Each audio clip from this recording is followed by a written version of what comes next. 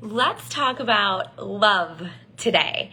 And when I say that word love, I just want you to stop and think, what does love mean to you? Is love important to you? Where does love show up in your life? How do you define love? We talk about this all the time, right? That everyone has a different definition of words based on their past experiences. And it's important to understand what love or whatever word you're talking about, what that value means to somebody else so that you can work to help support them. Right? And as I've been on my journey most recently with developing a relationship with God and reading through the Bible and doing my study, I've found a definition of love that's God's definition of love that I've chosen to take on as my definition as well.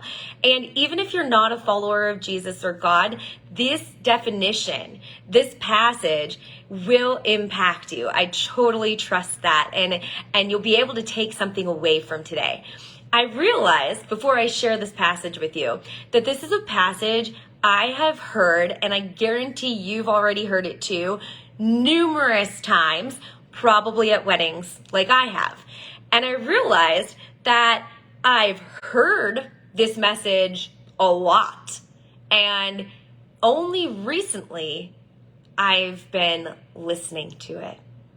Only recently I've listened and started to work on applying it and taking action based on what I've learned about love through God's word.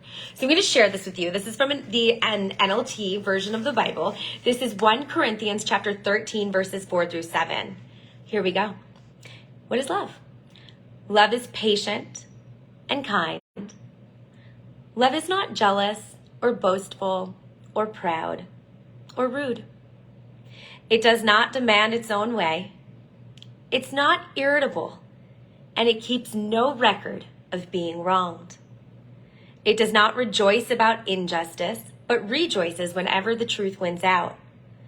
Love never gives up, never loses faith, is always hopeful, and endures through every circumstance. And as I read that, and I read it more than once now, and really process it, I really start to think about living my life differently from love. And this isn't just love with a romantic relationship. This isn't just talking about love with your partner. This is talking about love with your partner, with your friends, with your family, with complete strangers. How are we showing love to others? And one of the pieces of this that I really want to break down that had some impact on me this week was this part where it says, it keeps no record of being wronged. I'll say that again. Love keeps no record of being wronged. And I want to ask you, because if you're anything like me, I know I've done this and I've done it recently. I've gotten into a tough conversation with a loved one. And in that conversation, I've gone back and brought up things from the past. Well, before you did this, or like last time it was like this. And I've brought it into this conversation. It's like I've kept this record book of all the things that had gone wrong in the past. And now when I get into a conversation, I'm like, let me just pull out my record book and refer back to, June 21st to 2010, right? This record book that follows us. And this could be with anyone. Again, not just a loved one. It could be, maybe you have a record book about things that happened with a friendship or a family member or a coworker. And if you keep this record book, it's like it's sitting on you, right? If you're keeping track of all those wrongdoings, and then you get into a conversation that's difficult and bring those up, you're never going to be able to move forward. If you're looking to strengthen the relationship between someone, if you're looking to come from love, we've got to stop keeping the record books, guys. We've got to throw them out. We've got to burn them. We've got to get rid of them. We've got to get rid of the record books. We've got to forgive. And remember, forgiveness isn't saying what that person or people did was right. Forgiveness is allowing ourselves to learn something from the situation and move forward so that we can release that baggage and move into our next phase. Because we know if we carry that stuff into our next relationship or our next friendship or our next interaction with a stranger, it's going to spill over.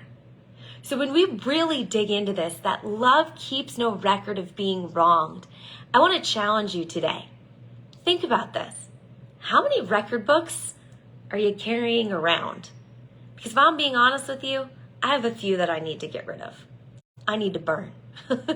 And I want you to think about that. What record books am I willing to get rid of? Am I willing to forgive and move past so I can move into healthier relationships coming from love? And another thing I want to ask you, how can you demonstrate love today? To anyone, not just the loved one. Remember, when we're living a life of love, even strangers can see that in us. Maybe it's a smile at a stranger. Maybe it's taking an extra second to hold open a door, to wait for the person across the street to enter the building. Doesn't have to be big and grand. Just needs to be something, right? Love is kind. Love keeps no record of wrongdoings. And I want you to take that today. Burn your record books, practice some forgiveness, and get out there and show some love. Have an amazing day.